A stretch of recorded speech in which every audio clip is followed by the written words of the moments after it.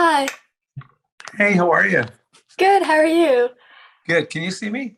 No, I can't. Your screen is just black. Bingo. There Hello. we go. Perfect. Hi, good morning. Hi. Hi everyone, I'm Sophia Haber-Brock and welcome back to Sophia's studio. Today I'm joined by a very special guest. He is a comedian and actor known for his appearance on Saturday Night Live, many of the Adam Sandler Happy Madison films, and his role as Doug Wilson on the Showtime series Weeds. Today I'm joined by Kevin Nealon. So thank you so much for joining me today. Pleasure. Thanks for having me. I've been trying to get on this show forever. Oh, yeah. It finally worked. So I'm so excited to get to talk to you. I've been a fan for a while. I've watched so many of your films and your shows. And so, first of all, I'm going to be a freshman at Fairfield next year, and I know that you took some classes there and also went to Sacred Heart for your undergraduate. So, what was your experience going there, and why did you choose to go to the school there? At Fairfield? Yeah, or Well, also at Sacred Heart, I guess too. well, Sacred Heart I went because it was close to home, and I wasn't really sure what I wanted to do in life. I really wanted to kind of be in the entertainment field, but I was a little nervous about jumping into that and not having any kind of a, you know, college background or certificate. So I went to school for marketing. And I got a degree in a BS in marketing from Sacred Heart. Fairfield University, interesting. I went there for one semester because I wanted to play football, and I never played organized football before. And a buddy of mine found out that if we took one night course at Fairfield University, that would make us eligible to play on the football team. So we both signed up for a course in criminology, a night course, and we went out for the team, and we both made a team. I was a quarterback, and he was a linebacker, and we played a whole season, and I got nominated MVP, and he was nominated All-American. So we had a great time. So we didn't really spend that much time at Fairfield University during the day, or even at night. I think we went to three classes on criminology. So we kind of learned how to investigate someone who didn't pay their parking meter. That's about it. Wow. And how, like, did that help you in any way with your career, having a degree in marketing or? In marketing, yeah, I think it did. Because when you're in the entertainment business, you're always marketing yourself, and specifically, I learned about subliminal advertising. It was a practice that kind of took place in the 50s or 60s, where they would flash, something on the screen where you didn't really see it or register it, and supposedly that would make you want that item, want to go out and buy it. So that was one of the first sketches I did on Saturday Night Live, was Mr. Subliminal, and that came from my marketing degree. Do you have any cool experiences from that show that you can share? Like memorable, cool things? Well, every week was a cool experience, because I was working with different idols of mine growing up, like Steve Martin and Bill Murray, and I mean, the list is endless. And bands that would come through there, like Aerosmith and Paul McCartney, Mick Jagger, James Taylor. These are all bands I used to listen to growing up. So to actually be hanging out with them was just remarkable for me. I mean, just unlike any other thing. But I remember I was a big fan of Steve Martin's. And when he hosted the show, I had just done that movie Roxanne with him, so I knew him a little bit. But he was, to make him impressed was really something for me, And I had written a sketch that he really liked called "Death Be Not Deadly." It was this it was kind of a takeoff on those Raymond Chandler film noir movies. Yeah. From and he really liked that one, and it was just flattered me. And afterwards, he came up to me, and told me how much he liked it. Oh, that's so nice. Like an idol getting to compliment you. That's like, Yeah, getting praise from an idol, and then all of a sudden, I became his idol. Ah, wow, tables turned. yeah. So when you go on stage, like, were you always good at putting yourself out there and being confident, or how No, was no, that I process? was terrified. I was not cut out to do this, emotionally, and I would pace all day. I would go over my act all day. I would be in the bathroom all day, and then when I got on stage, I would be shaking like a leaf.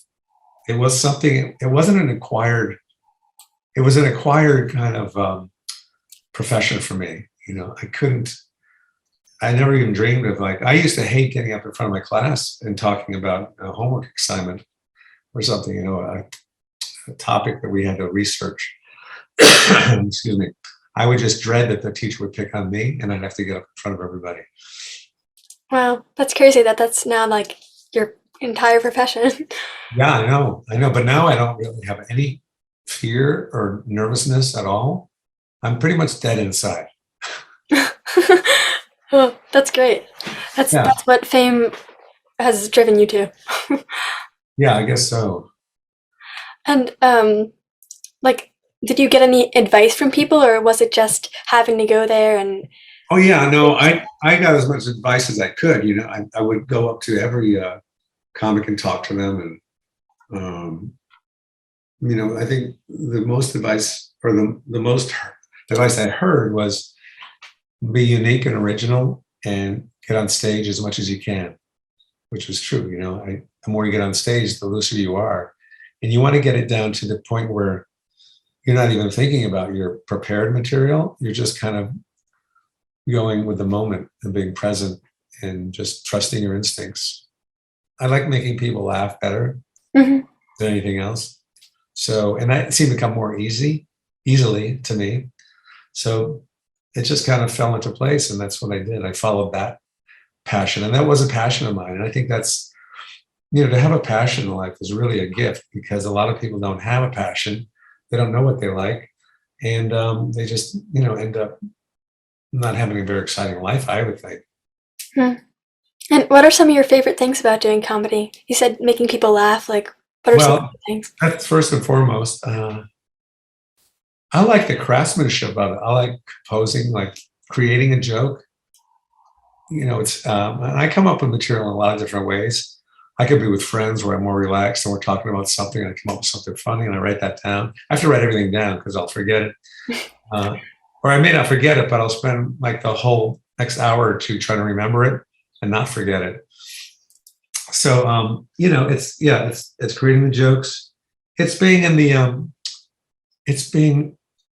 the company of other comedians that you can engage with and share ideas. And it's performing at different venues and on TV.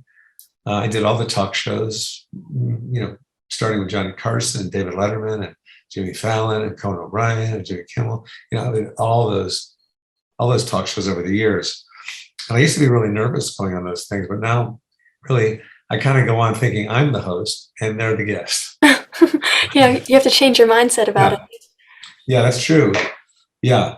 It's all how you perceive things in life, I guess, whether it's going to be difficult or whether you should be sad or happy. Hmm. And can you share some of your experiences that you remember from doing those talk shows, like with Jimmy Kimmel and Johnny Carson? Oh, yeah. Well, the first time I did my big talk show, Johnny Carson, that was like, at the time, he was the only talk show on late at night. You didn't have a whole bunch of these talk shows like Fallon and Kimmel and Conan. And so I've been doing stand-up for like 7 years. And that was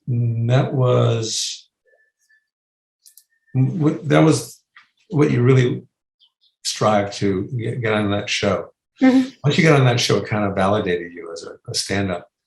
So when I eventually got on there, I was just so excited, but I was also really nervous. And because this is what I dreamt of, since I wanted to become a stand-up. And I remember waiting for the curtain to open up, and the band stopped playing. They were coming out of commercial, and Johnny Carson introduced me. Couldn't believe it. Curtain opens up. I'm walking out to my spot where I'm supposed to stand.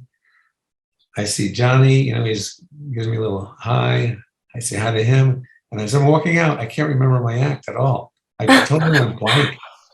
And I got to the spot where I was supposed to be, and the last clap ended, and it came back to me.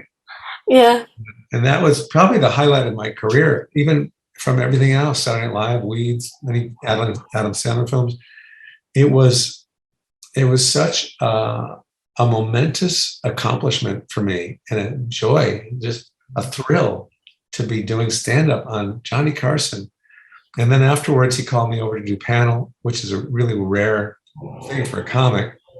So I was like doubly excited. And I was floating on cloud nine for a long time after that. And to this day, I think it was really the highlight of my career. And after you did SNL, what were some of the things that you worked on after that that were memorable? Well, I left SNL after being on it for 9 years, which kind of was a record at the time. Yeah. And I left to go into a sitcom that Steven Spielberg and his company Imagine was producing. It was called Champs, and I think it was on ABC. But yeah, and that didn't last. So I was just kind of floundering for a while. I was doing stand-up, and then I did another sitcom. And then along came Weeds. And I got the script sent to me from my agent. I saw the title, it said Weeds, and I thought, oh, another stoner movie. They've been done to death, these series, you know? And I read it, I thought, wow, this is a really good story and good characters. So I auditioned for that, and I got that. And it really answered my question of, would I ever do anything notable again after SNL? And I think Weeds was, a close second to that for me. Hmm. And can you share some memorable experiences from doing that show? Well, I remember the first day we were shooting the pilot, and I was just a guest star on the pilot. I wasn't even slated to be a regular on the series. But we had to smoke so much of this herb. It wasn't pot, because if it was pot, we never would have finished the show. Yeah. Right? So it was called a honey rose herb. And that's what most people smoke on these movies or TVs. It's a honey rose herb. But it still made me lightheaded. And then later I found out we got it from the honey rose herb cartel in Colombia. But anyway, I had to smoke a lot of that. And it was even like enclosed like vehicles, like in a van or in a car with the windows up. And even though it's an herb, it really does, makes your throat burn. And I remember laying in bed after the shooting the pilot thinking, oh my God, what I risked getting like throat cancer for this silly pilot that may never go. And then eventually it went. So it was worth getting it for that. Yeah. That's great. And who are some of the people that you met on that show? Wow. Well, speaking of Albert Brooks before, he actually did a recurring role in there. So I was over the moon that when I heard that. And we kind of sat in between scenes once in a while. We just talk, and I thought, wow, I can't believe I'm here with Albert Brooks talking. Marty Short was on there. Carrie Fisher did a recurring role, which was great because she was a friend of mine. Yeah. And on Man with a Plan, like, was that a actual set, or what type of set was that? Yeah, that was called it's called a 3-camera sitcom. Mm-hmm. And there's a single camera show, which is what Weeds was, where it's pretty much just one camera. There's more than one, but they call it a single camera. And then the sitcom, 3-camera sitcom is, it's just different stages in front of an audience on bleachers. And, you do a scene like maybe 5 or 6 times, and then you move on to the next scene. So that was, I've done everything. I've done live television. I've done, single camera shows, but I did do those 2 pilots, those 2 sitcoms, but it had been a while. And so it was kind of fun to do this sitcom because also the hours were sensible. It was from like 9 to 5 every day, except on shooting night where it went a little bit longer. Mm-hmm. And it was great, if you have a family, to have those hours. And you're not up, like on Weeds, sometimes we work till like 3 a.m. on location. You're in a trailer and it's cold, you got the jacket on, you're tired. So that was a great gig in that way. And when you were working on those television shows, did you find any interest in like the behind the scenes aspect, or do you find yourself just staying within the acting realm of it? There's always behind the scenes stuff. My office was right across from Matt LeBlanc's. So we kind of hung out a lot and talked a lot. And there's a lot of fooling around on the stage too. Like when you mess up a line, people in the audience really love it because it's not live. They can retape it again.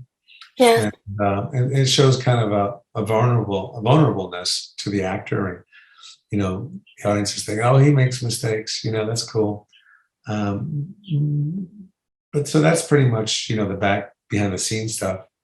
But what about like the camera and stuff, like camera work and jobs like that? Yeah. Oh, that kind of stuff. Mm-hmm. Yeah. You have the 3 cameras. The director is there. It was interesting because this director I had met about 30 years prior to the show. When I was kind of new to Hollywood, I went in for an audition, and I got 5 callbacks on it. And I was young at the time; I was like 25 or something. Mm. And I thought, wow, I'm going to get this job. I'm going to get this show. I'm so new to Hollywood. And I got another callback. I got a bunch of callbacks, like 5 callbacks. And the last callback, the producers looked at each other. They go, well, we're not getting any closer than this. I thought I had the job. I thought I had it. And then a week goes by. I don't hear anything. 2 weeks. And my agents called me and they said, oh, well, they really like you, but they decided to cast the role and somebody older. So they're looking at older actors Oh, now. I go, ah. And then wow. that character turned out to be Ted Danson on a show called Cheers. Hmm. It's a sitcom that was pretty popular at the time. So that was the same director that directed that show. And now he's directing the show I'm on with Matt LeBlanc, Man with a Plan. Full circle. But one of the other things, behind the scenes thing was when I auditioned for Man with a Plan, I was coming from the dentist's office and I had like my side of my face was numb from Novocaine. Hmm. And I thought it would wear off by the time I got to the audition, and it was still numb,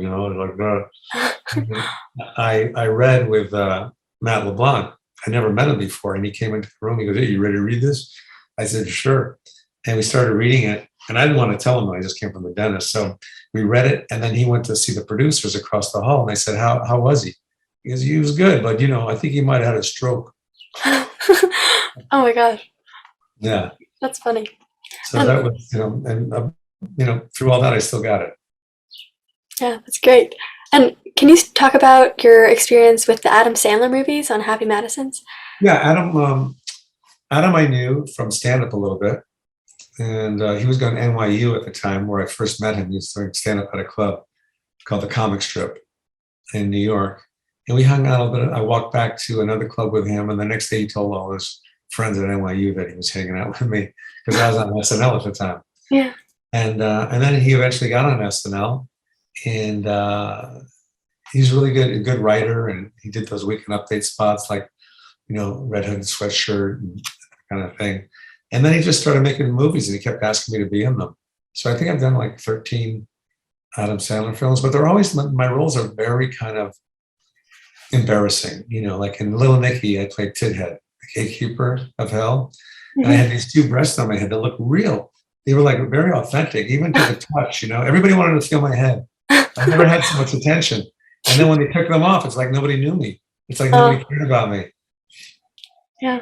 And Just everybody wanted to that. feel them. They all wanted to feel my head. And we'd be talking. I'd say, "Excuse me, my eyes are down here. My eyes are down here." And I actually just yesterday I watched Happy Gilmore, the Yeah, golf one. Yeah, and I saw your part in that. How yeah. was your experience on that film? That was fun. That was my first movie with Sandler. We shot that in Vancouver, Hmm. up in British Columbia, and that was like I think maybe a 3-week shoot for me. And we've got to improvise a lot of that on the green. I'm his guru. I'm his like spiritual guru on the green, and I'm doing things like harness the good, happy, block the bad. It's all good, circular. It's like a carousel. It goes round and around. You put the quarter, goes around and around. Send the ball home, happy. The bags are packed. Send the ball home. Yeah, I remember that part. Yeah. So that was a fun movie to do. So I've done about 13, I think, Adam Sandler films. And do you think you like doing movies better or film or I TV? I mean, mean, the nice thing about my kind of career is that I get to do it all. So I don't get bored from doing one thing. yeah. In movies, there's a lot of waiting around, and the film doesn't come out until like a year later. I like live TV because it's happening right away. But then there's other challenges with that. You don't have a lot of time to learn your lines, and you're writing new material every week. And the sitcoms are good because it keeps you close to home and it's a regular schedule. So I've had a mix match of all that stuff, and that kind of makes my career enjoyable. And then I have the stand up comedy, when I'm not working on a TV show or a movie. Hmm. And how do you enjoy doing stand up? Is that like a different experience for you getting to get that audience feedback right away? Yeah, I love stand up. There is the immediacy of it, And it's always what I really wanted to do. When I lived in Connecticut, when I was going to school at Fairfield or Sacred Heart, I wanted to be a stand-up. I would watch stand-ups on all the talk shows. I would know exactly who was going to be on which show, and I'd make sure I was home to watch it. When I came out to Los Angeles, I saw a lot of those people that I used to watch on TV. I thought, wow, I'm in it. I'm really in it. So stand-up was really my thing. And I've never stopped doing it except during the pandemic. And even then I would do it in parking lots or outside. And I still do it to this day. So, and then one day somebody said, "Do you ever take any acting classes? You want to do an actor?" I said, "I don't know." They said, "Yeah, you should take some acting classes in case one day someone's, a casting director's in the room and he wants to use you for a show." So I started taking some acting workshops around Los Angeles, and it was a good move. It really paid off for me. Hmm. And what's the difference? What are some things that you found that were different between presenting on stage as a stand-up and then presenting as an actor? Well, the good thing about having that stand-up background was when I went on SNL, I wasn't nervous to be in front of that studio audience. And I performed live a lot, in the club. So I was kind of prepared in that way. I didn't know how to write sketches or come up with characters, which I eventually learned, but I did know how to be in front of an audience and not be too nervous, which was good. Hmm. And the acting workshops helped me because it taught me how to act in front of a camera. Yeah, and I've done a lot of theater, but also some film like Oh acting. yeah, So yeah, and it's nice. a very different experience. Like it's more having to use your arms and your body on stage, but then it's very intimate Yeah, on the camera. So it's a cool experience. that is cool, man. So we were talking about Adam Sandler. Do you have any more like specific memories with interacting with him? Well, I've been friends with him for so long, and I've worked with him on so many different things. The nice thing about working on his films was it wasn't even like working. It was like hanging out with your buddies. We Hmm. played basketball. He'd have a basketball thing set up. If it was during the World Series or the Super Bowl, he'd have TVs in his trailer. We'd all watch that. And a lot of us were musicians, so he had some guitars laying around. And there were some great places we traveled to, like I said, South Africa, Canada. So that was always fun. Uh, we went golfing once in Vancouver when we were shooting Happy Gilmore. I remember he was about 150 yards in front of me, and I hit my ball, and it was like a heat-seeking missile. It was an Adam Sandler-seeking missile, and it was going right toward him. I yelled, "Four, Senior, four!" And he sees the ball. His eyes go wide open. He tries to outrun the ball. I couldn't stop laughing. He arched his back, even to get away from it, and smacked him right in the back. Oh And God. I could not stop laughing for like a half hour. Oh.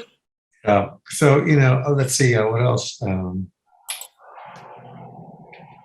I loved it when he was doing Weekend Update because he always had these silly little characters he did up there. And he loved to bring his guitar up there. But yeah, that was always a fun time. Hmm. And I know you did this web series called The Hiking One, The Hiking with Kevin.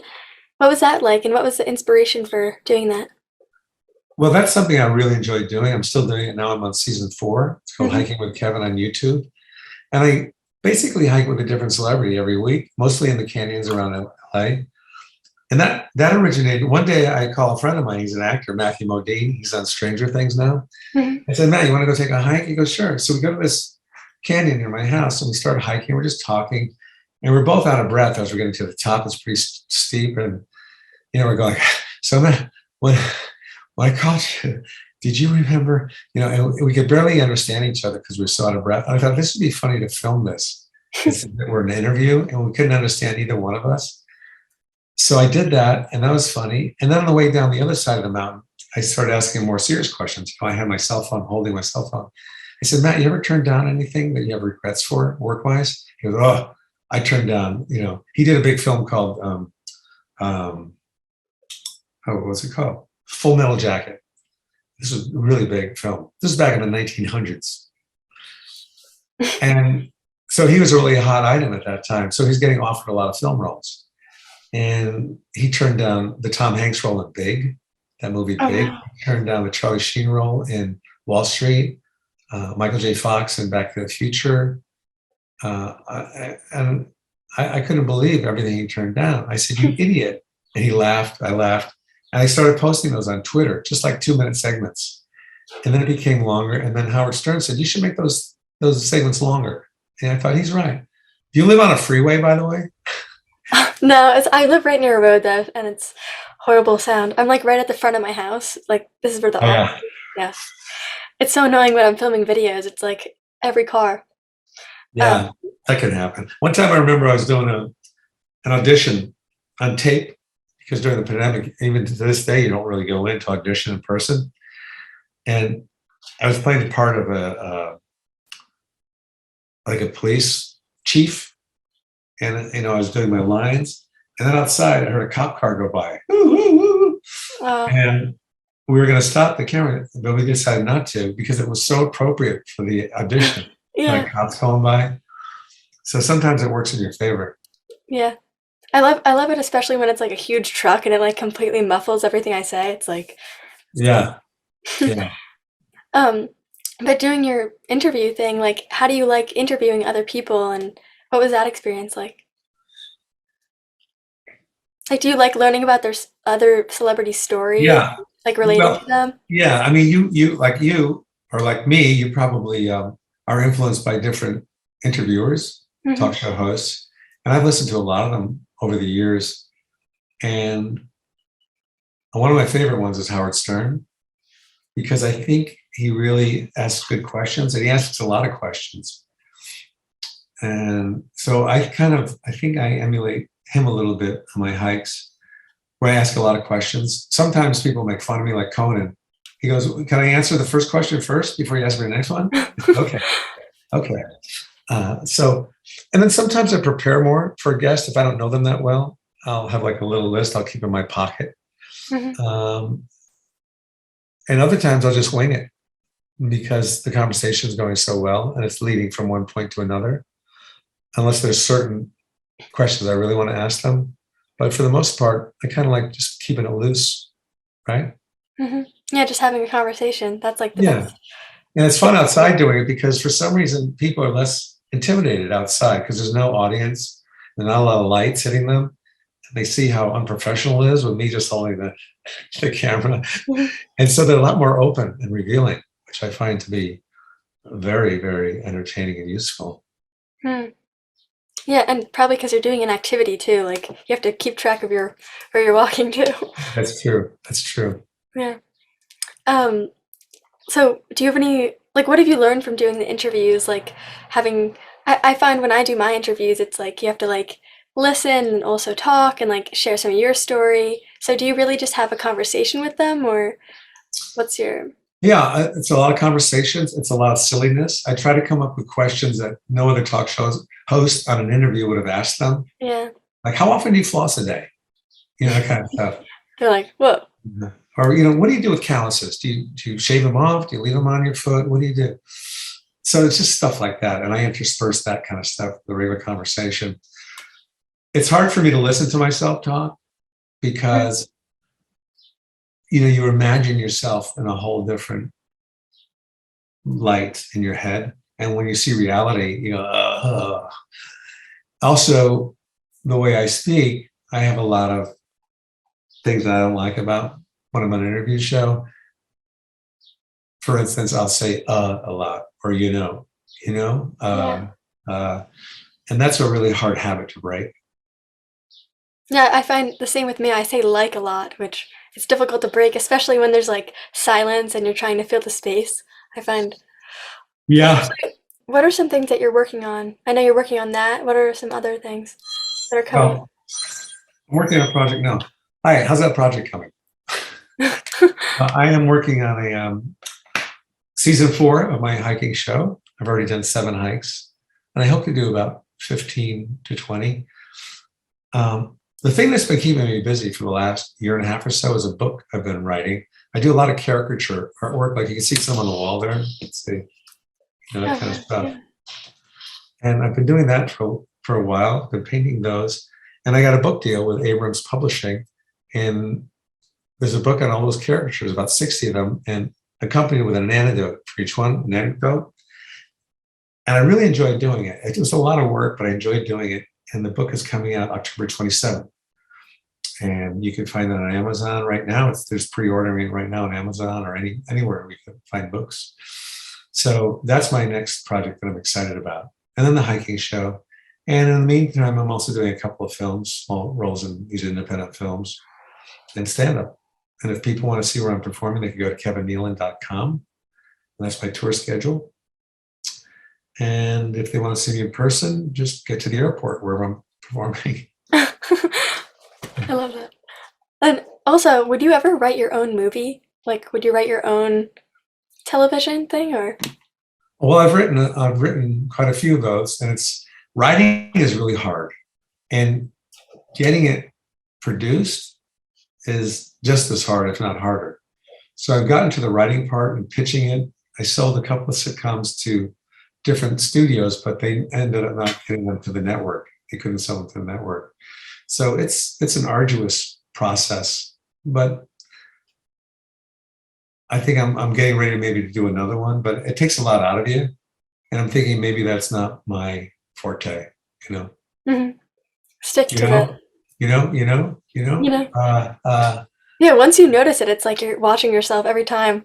It's like, Yeah.